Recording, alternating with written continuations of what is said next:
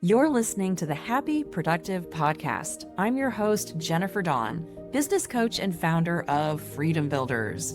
If you're ready to slow it on down and stop grinding, do the inner work that makes outer success inevitable, and build a soul-aligned, not soul-sucking, business and life that feel amazing and overflow with ease and joy and happy productivity, you're in the right place. If you'd like to learn more, just hop on over to my website, jenniferdawncoaching.com. That's it. Let's get into today's episode. Hey, everybody. Welcome to a new episode of the Happy Productive Podcast. I have to tell you, I clicked the button before my special guest, Kenyada, today was probably ready, and here we're just jumping right in. Here we go. Welcome to the show, Kenyada. How are you today? I'm awesome. Thanks so much. Oh, I am really excited to jump into today's topic. Before we do, though, would you mind just sharing a little bit of your background and your story and bringing everybody up to speed on who you are and the amazing work that you do? Sure, thanks. So I'm Kenyada Meadows. I'm based in New York. I'm from the Bahamas, which is where I spent my time, grew up there, and started my career. I spent about 15 years in Denver between college and starting my career in Big Four. And I've been in New York for about just as long. And I've recently left Wall Street. So I've spent a lot of time on the two biggest banks in the country, and decided that while I, enjoyed my career for the most part and learned a tremendous amount, met some amazing people, that my contribution probably needs to be a little bit more expansive. It needs to be certainly a lot different, and I want to have the flexibility to pursue that kind of this kind of work and to meet people like you. So this is what I've been doing, which sort of blends a lot of the mentorship and the sponsorship and the coaching and the team building and people development aspect of what I did more formally as an executive, to leverage in my executive coaching and my authorship. Very nice. It's so funny. My son just started his career on Wall Street. So the fact that he literally just got his first job out of college and he's like for an investment bank down there. Don't ask me the name of it because I know it's French and that's it. I can't remember the actual name of it. But it's so interesting to talk with you as you're kind of exiting that part and he's beginning it. And what a beautiful, beautiful thing. So tell me just a little bit more about your coaching and the kinds of coaching that you do. Yeah, so I generally have coached men up to this point, or sort of with my focus, my most recent focus. Even though, of course, as as an executive, you've got all sorts of people, all sorts of backgrounds, ages, and obviously gender on the teams, and people who might seek you out, and so that was quite diverse. The frameworks that I talk about are completely universal, but the origins of some of the challenges that people have and the way that their identities may have been formed and what they think they need to be like to be successful is quite often gendered. And I think that resonates probably quite well with people. So even though I've been coaching, and I think that's where there's a tremendous amount of opportunity, and it aligns with the book that I wrote, The New Alpha. Certainly my clientele is much broader than just men, and certainly not even just executives or people who are leading teams and operating at a certain level, but it really runs the gamut of career professionals and people who are just doing different things in their lives. Yeah, that makes so much sense. And we're going to jump into the hollow man syndrome because this really Sure. piqued my interest and I wanted to definitely spend some time on it. It's interesting because I also coach men and women, but a lot of times I get like glumped into like, oh, you're just a coach for women. It's like, no, I Right. actually work with a lot of men. But I think sometimes when the work I'm doing is deeper, it's at that nervous system level, there's some Right. somatic elements to it. And I think, and you can correct me if I'm wrong and if I'm being too stereotypical, but sometimes it feels like if we're going to like feel our feelings and we're going to learn our emotional world, that sometimes the men seem to be like, whoa, nope, not going there. And like, oh, Right. it's going to be all feely and womeny and all of that. And it's really not the case. In fact, men and women, guys, we are emotional beings. We are emotional beings first. The emotional brain forms first. Right. And so I would love your take on that, though, like, because it sounds like you're working in these deeper spaces as well. Yeah, that's absolutely the challenge that I've been focused on, right? Helping to translate what is typically deemed to be effeminate and actually recognizing it as human. And this is, I mean, I think that's a great segue into, what is the Hollow Man? Actually, I'll get into that in just a moment. I'll develop your question and your thought a little bit more. When we, when we're raised as boys and when we grow up, we're taught to kind of subdue a lot of the feelings and to deny them. We're taught that it's soft to feel your feelings. Obviously, if you frame it up as, hey, we're going to feel our feelings, I don't know how many people are going to necessarily be quite interested in doing it quite that way, but I imagine And turn tail and run it out will the be door. gendered. Yeah, It's exactly. like, I I'm imagine out of it's going. here. That's right. I imagine it's going to be gendered. But Yeah. even men have permission. Yeah. I don't think it's right, but we have more permission to feel anger, to feel competition. Those are rooted in feelings, right? Or those are feelings. Certainly, anger is, and that feeling of competition is rooted in feelings. Yeah. So it's not that we can avoid feelings. You may swallow them, you may chew them up, you may try to ignore them, you may suppress them, but they're always going to be there because you are simply a human being. So understanding that connection is fundamental to being a human, understanding the range of emotions, not only that they exist, but that it's healthy to deal with them, to have the language to name them, not just to have Hmm. sort of intellectual based or book based intelligence, but emotional intelligence doesn't Yeah. mean that you're soft. It means that you're actually going to be able to promote Hmm. balance that you need. But also, as a man, if you are partnered with a woman, if you have daughters, presumably you have a mother and she might be in your life, or you have siblings or neighbors, Hmm. teammates, and peers, it's probably going to be useful for you to still be able to communicate and to be able to understand how they're feeling and thinking about things, Yeah. as well as how other men are thinking and feeling about things. Within Hmm. sports, we give ourselves the permission to be a little more physical, to be a little more touchy feely. There's Yeah. hugs and high fives and pats on the Yeah. butt. Yeah. Well, that's still innate. It's still a part of human connection and who we are. So I think just sort of starting with a baseline of acknowledgement of Hmm. one, who we are fundamentally, and two, of how we've been coached and trained to essentially deaden a part of ourselves Yeah. is really critical to reinstatement. And then that kind of Yeah. segues into the Hollow Man, which, I'll pause here to see if there's any reaction to any of the stuff that I've said before I jump in there. Yeah, and I'm excited to jump into that. I want to share, I was probably a couple months ago, I have an amazing men's group that I run each week, and just sort of spontaneously, we got into a discussion about being a quote nice guy. And Right. as I'm listening to the men in this group and they're talking about, I finally, I was just like, wait a second, guys, like, just for my clarification, clarify for me, what does a nice guy mean to you? Like, what is that Right. definition? And every man in this group was like, I'm spineless, I'm a doormat, I have to put myself last, I have to put everybody first. And it was really sad to me as a coach listening to this, but I mean, and they were being so vulnerable, and it was just it was amazing conversation we were having, and they were honest about like this is what the definition of a nice guy means to them. And so I asked them, well, if you're not a nice guy, what are you? And they're like, well, then I'm an asshole.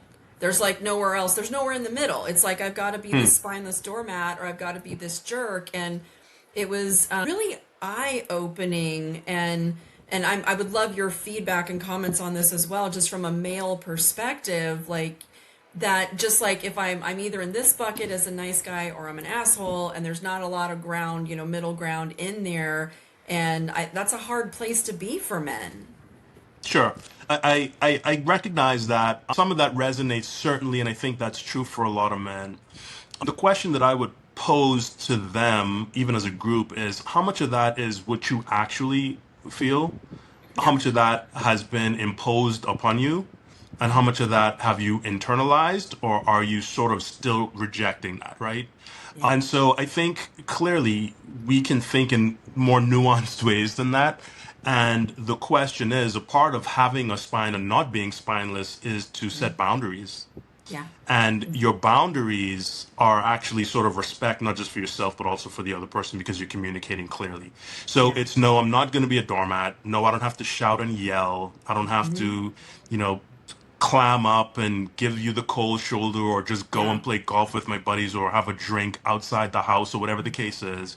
I Yeah. can say, hey, I can be available at this time. I'll put everything down and listen. I will engage the kids this way, or I will do this with the team in this Hmm. way. But here's where I I'm going to have to draw a line, or here's Yeah. what's difficult for me, or here's what I think we need to talk about a little bit more to find some common ground.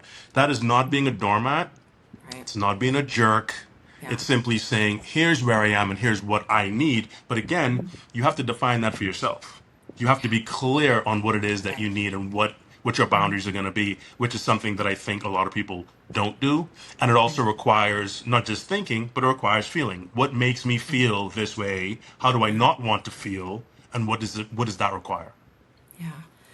Absolutely. That's exactly what we worked on, was now starting to change that definition. So don't you worry, Kenyatta. I did my job as a coach when I I know. heard I all of bet you this. We did. got right I in bet. there. That's right. Good stuff. Well, that's what I would say as a coach. So, Yeah, good, yeah. good, good stuff. Okay, but I'm dying to hear more about this hollow man. So Sure. let me hear more about hollow man syndrome and what that is. Sure. So I think we've touched on it a little bit. Actually, I've got a copy of my book here, and this is really a tree. It's a hollow tree, and then there's some new growth coming out of that tree. Nice. So the thought came to me, and I grew up in a place where trees would blow down, relatively frequently because half the year is hurricane season. Yeah. And what would happen invariably, and I'm sure everybody has seen this in some form, where there's some very sturdy, stable tree that's been there since time immemorial, and after maybe just a little bit of breeze, it doesn't even have to be a hurricane, or a little bit of rain one morning, you wake up, you go outside, and there's the tree lying flat on its side. Yeah. And only then do you realize that the roots were rotten and the inside was hollow and the tree was actually in distress this whole time, and you never were able to identify that, right? Mm. Until it was too late. Yeah. And that happens a tremendous amount with men. Men have the highest suicide rates, the highest rates of drug and alcohol abuse. They're the highest, I think globally, in terms of the prison population, make up around 93% of all prisoners. They're the Mm. most violent perpetrators of crime, and they're also the most likely to be victims of violent crime. And on it goes. Yeah. And so, generally speaking, these are the trees coming crashing down. But what you don't often or always see are those warning signs. Maybe we're not looking for the warning signs, and there is no beacon being fired up by men who say, hey, I'm in crisis. I need some help. I need a break. Here are my boundaries. And so it does show up explosively, and maybe that's when your clients are being labeled as jerks Hmm. because maybe they are being jerks, but it's Hmm. not because they are jerks, Right. right? It's because they need help and haven't asked for it, or maybe it hasn't Hmm. been available to them. And so many men are walking around, they're those trees, they're firm, they're solid, people are relying on them, they're climbing all over them, they're building on them, they're seeking produce, and they need to be productive and fruitful. Yeah. But on the same, the same token, something seemingly not tremendously overwhelming or not Hmm. terribly stormy might actually cause them to collapse. And I think we see that in a lot of different ways. And so the analogy is really that men are sort of oftentimes, not always, because you've got plenty of healthy men. You've got like your son, starting his adult life, and hopefully, obviously he's got probably an extremely strong upbringing and a lot of stability and a strong support system. But it's really helpful or necessary as these young men and sort of these orchards around us are growing and being grown, that we make Hmm. sure that they stay firmly grounded, that the roots are strong, but they also stay fulfilled and Yeah. satisfied inside. Yeah. So, how do you get, and I know we have men listening right now, or we have women listening who have a man they're thinking of right now. Right. How do you get a man to embrace vulnerability, to embrace that emotional side that he absolutely has? In my experience with men, sometimes that can be a big gap, like a big gap to cross. And it can be scary when you think about like looking inside. It's like, oh Lord, what am I going to find when I start Sure. looking in there? Especially when I've learned my whole life it's not safe to feel. I didn't feel safe to feel. I've been put in this, put those emotions down. So, what are some tips, some ways that you help men to embrace their vulnerability and that emotional intelligence? Sure. So I'll start with something that may be a little bit stereotypically gendered, but I Yeah. find that it's useful to start there because Good. most men can identify with it and probably relate to it.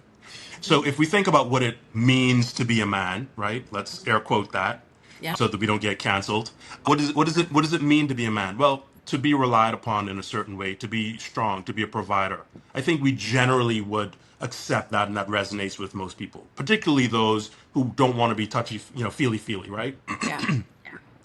But the reality is, in order for you to do that, and based on the things we just spoke about, the fact that you're a human being and that you do have needs, being a man doesn't mean that you don't need air, that you don't need water, that you don't need rest like everybody else, that you Right. don't get sick, right? It happens. So if you want to be strong and if you want to be all the things that you would like to be perceived as in your family, at work, and the way that you even have your self perception, the way you see yourself, well, you're probably going to need to feed yourself appropriately. You're going to need to make sure that you're healthy. That's not just Mhm. physical, it is mental and it is Yeah. also emotional. Yeah. And so coming to that baseline understanding is imperative. Okay, Hmm. so how do we do that? Well, understanding that vulnerability, first of all, isn't something that needs to be hidden, but is actually a foundation of strength. Because one, you can spend less time and less energy, the time that you would spend trying to hide it, you can spend acknowledging it. And you can also find that it's a point of connection with other people, other men, certainly in these very intentional spaces that we create that allows for that vulnerability, but also with some of the people in your lives. And so I would say that in order to be the best version, the optimized and strongest version of yourself, you're going to have to, you're going to have to acknowledge and come to grips with the fact that it is not only fine to be Yeah. vulnerable and fine to define your feelings and to accept them, but it's Hmm. actually necessary. Otherwise, you're going to find yourself in the same situations that we actually just mentioned, where you're kind of collapsing and you're hollow, increasingly hollow inside. Yeah, that makes so much sense. I'm very fortunate because one of my clients and friends, Owen Marcus, who has been the founder in a few different men's groups and now owns a company called Meld, and they are 100% focused on helping men. And in my work with Owen and his work with men, one of the things that's come up is isolation and Yeah. loneliness in men. And it Hmm. is a Hmm. very isolating thing, even to just be isolated from yourself and, from within. That in itself is isolating, much less being isolated from other men. So I'd love to hear your thoughts on isolation when it comes to men. Sure. So isolation, it's interesting because that means a lot of different things. But what it generally doesn't mean is being secluded. It doesn't Hmm. mean physical isolation. You can Yeah. have a ton of lonely people all hanging out, having a Hmm. seemingly good time. Yeah. And they may actually even be having good times in spurts. But they came lonely, and sometimes they feel even more lonely because they're not connecting to people and they Yeah. leave lonely. Yeah. So, isolation, I think we need to first of all appreciate that that's what it could mean. And I think a lot of men need to acknowledge that for themselves. The second thing I'll say is, again, going back to connection, there are so many ways to connect and feel less lonely if you will Hmm. allow yourself to, or if you will Hmm. actually be intentional in addressing it. And so, a Hmm. lot of these men's forums, a lot of the groups where people get together, I'm a part of, and have facilitated a number of talks and Hmm. get-togethers for men. And I can say, at least in my experience, the most open environments and the most vulnerable that I've ever seen men, the most vulnerable that I am and have seen my friends, is when we are all together as men in groups that are either intentionally designed to promote that kind of communication, or at Yeah. least environments where we trust one another and have come Hmm. to, through routine and habit, have Hmm. meaningful conversations where we talk about children, Yeah. wives, people that you're dating, work, your Yeah. ambition, your shortcomings, whatever it is. And so I think it really requires just being available in those spaces and recognizing that in order to get something, you're going to probably have to give something, and that is going to help to promote connection. Yeah, absolutely. It's interesting because what I have seen and experienced is that when somebody has the courage to be vulnerable first, it Right. leads the way for everybody else. Years ago at one of our retreats, and this was an all women's retreat, and I'm leading it, and I was being vulnerable, and I was sharing, and this and that and the other. And I remember after the retreat, one of my coaches, she was like, Jennifer, you're the leader. You shouldn't be sharing these vulnerable things. And I'm like, Mm, no, what you don't realize is that because I started and I shared the vulnerable thing, do you see how it opened up the whole room? And she's absolutely. like, oh, yeah, yeah, yeah, because it's one of those things you don't always realize. But like once you have that first person that is vulnerable, it opens the door for everybody else to be Absolutely. vulnerable too. Right? And so I share that tidbit just because if you're listening right now and you're like, well, I'm not going to be the one who, well, be the one who just, has some courage to show Right. up and be vulnerable yourself and Right. watch because it's very interesting. Once you are, it just, everybody else sort of gets on that bandwagon because I think we want to be vulnerable. We want that connection. We're human beings. We're wired for that connection. But, if you have a hard time opening that door, just, do it anyway. Yeah, absolutely. I think in addition to that, it's really important what you mentioned because you said quite a lot there. It's really important for us also not to judge those, not just who are sort of our peers, if you will, but Yeah. people who are essentially our leaders, not to perceive them as weaker because Yeah. they've shared something. Obviously, it still has to be within certain parameters and Yeah. certain reasonableness and professionalism, depending on the context, certainly. But that leading with a story, leading with, it's just like giving feedback. Let me backtrack a little bit. When I've given some of the best feedback to people individually is when I can say, hey, I also had that challenge or I've also navigated this. So what I'm telling you isn't from an academic perspective or from the perspective of an executive or supervisor, but I am telling you what has worked, what I've seen work, what I've experienced work, and what I know doesn't work or Yeah. probably won't work for you. And so I think that creates so much more credibility because the person says, hey, here's somebody who's farther down the road than me. And Yeah. so when that person gave you that feedback, I love your response. I think it was, absolutely brilliant and appropriate. The question that I would also pose to others or challenge them to think about is who are you pretending for? Mhm. Not only what is the reason that you're pretending, but who is it? You're allowing other people and their perspectives and perceptions to affect not only your happiness, but your Mhm. effectiveness. Mhm. If you don't want other people to see you in a certain way, maybe it's fine that this particular person in this particular context doesn't, but it Yeah. shouldn't be that nobody ever anywhere sees it because no one anywhere can help you, and you Mhm. can't help yourself if you're Yeah. just pretending.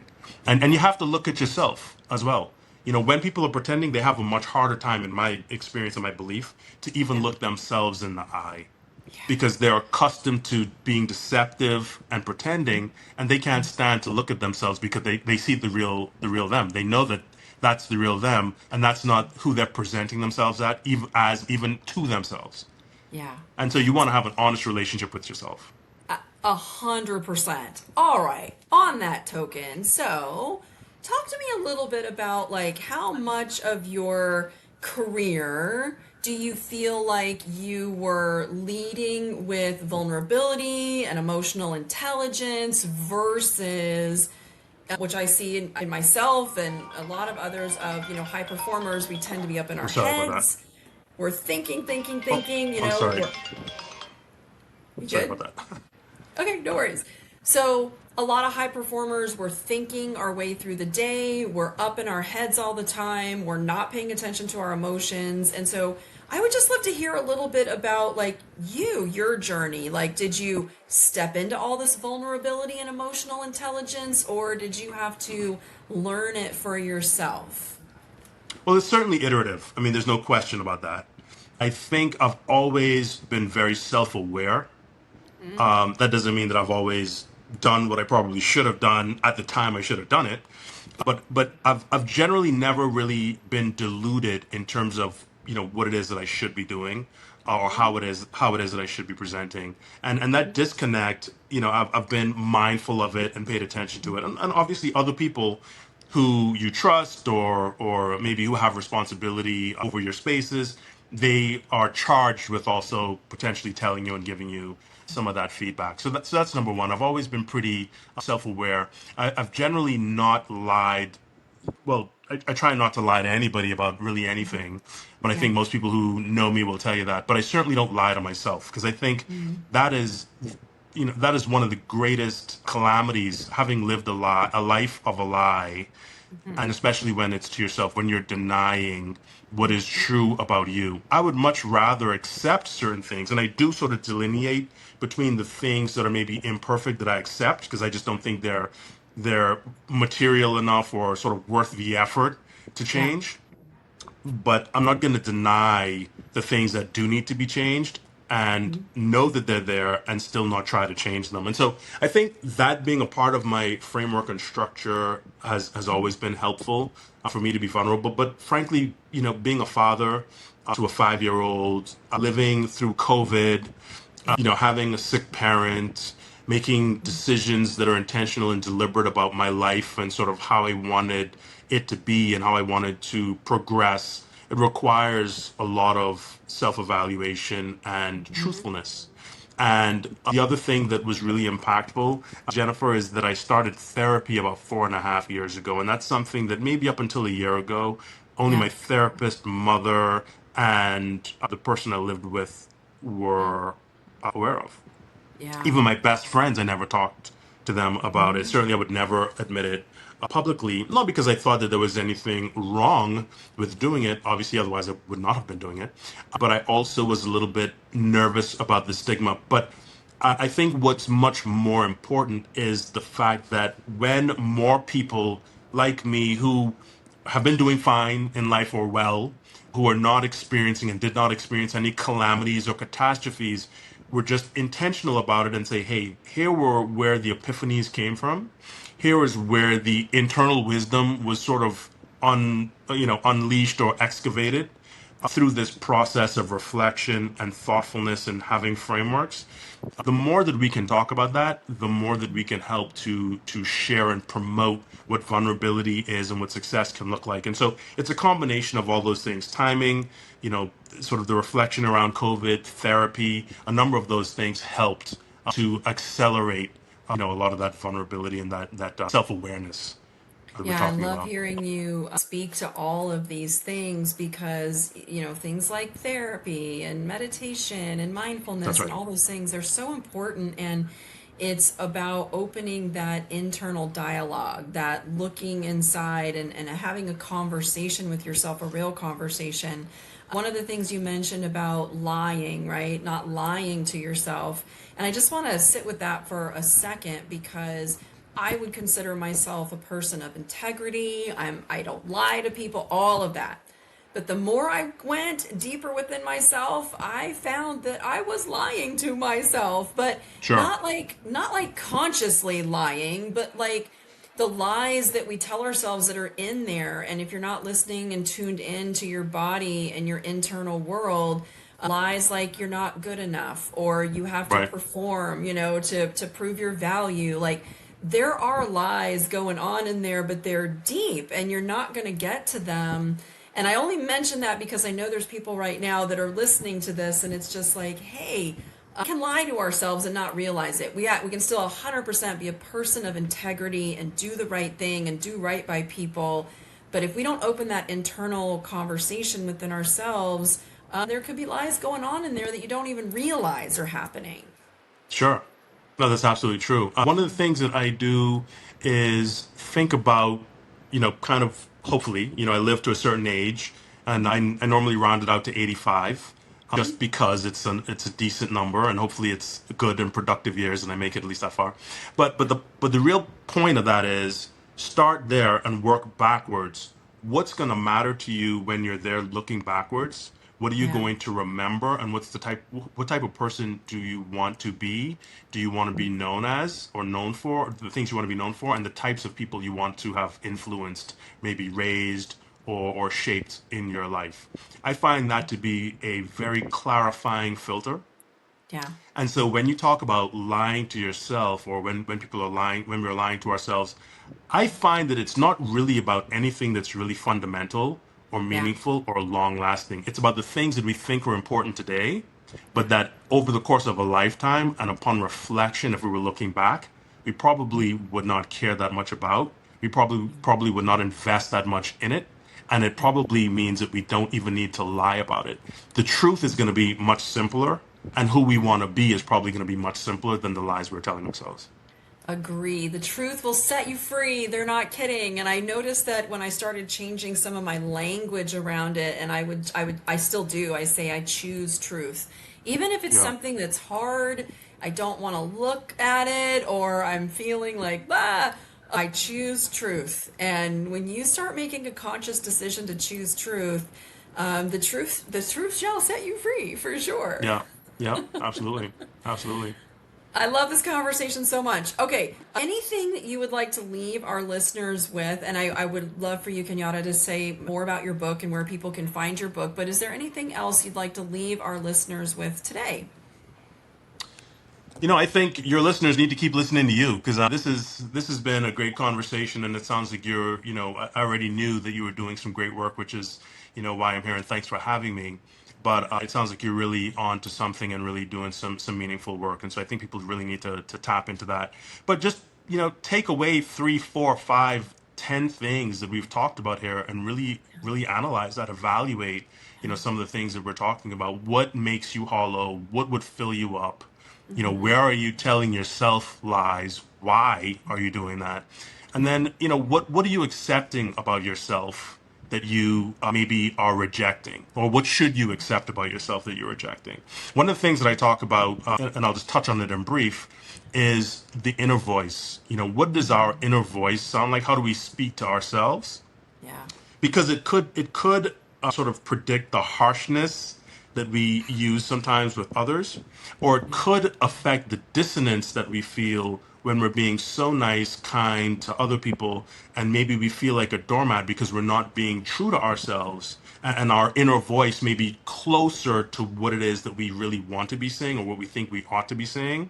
So there are quite a few different ways of thinking about it, but I think just performing an inventory and an analysis of how it is that we speak to ourselves, and what does that do, or how does that show up in relation to other people, that may be a useful exercise for people. Oh, yes, very useful exercise. Love it. Yeah. So I would say, if people want to connect with me a little bit more and learn more about what I do, you can find me at executiveparentcompany.com. And so, I talk more about me. You can see what I've written. The new Alpha is one that I've written. And then the passenger seat is actually going to be released in the next couple of weeks. It's already available for pre-order on Kindle. But, I spend a whole lot of time talking about followership and juxtaposing followership and leadership. And I think for people who are interested in integrity and having an impact, that's going to be a very interesting book for them. And then finally, the Executive Dad podcast, which I do sporadically, but it's always going to be there. There's always going to be new episodes. So there are probably about 24 episodes there where I go through a lot of what's influenced me and some of the things that I think could be helpful to others. I love that so much. And guys, we will put all of this information and links in the show notes from this episode. Really good time. This was a lot of fun. I really appreciate you being here with me today. I love these deeper discussions. And for those of you listening, just, like what Kenyada said, even if you just take one thing and you act upon it from the show, if you want to get a result, you've got to do something different. So take what you heard today, what really landed for you, what resonated with you, and act upon it. And look, if you're not sure about these questions, get a coach. Come find us. We're here to help. I think that when you have somebody, that safe space, that person that can help you unpack everything without any kind of shame and just be able to really unpack it, it can help you figure these things out and really get to where you want to be a lot faster sometimes than figuring it out all on your own. So that is it. Thank you, Kenyada, again for being here with me today. Thanks for having me. It's been wonderful. All right, you guys, get out there and buy his books. And that's it for today's show. Have a happy, productive day, y'all. Bye. If today's episode resonated with you, I'd love to have you join us inside Freedom Builders, my coaching community for entrepreneurs who are ready to slow it on down, do the inner work, and build soul-aligned businesses that are happy, productive. Everything you need is linked below in the description, or you can visit my website at jenniferdawncoaching.com. I hope to see you there.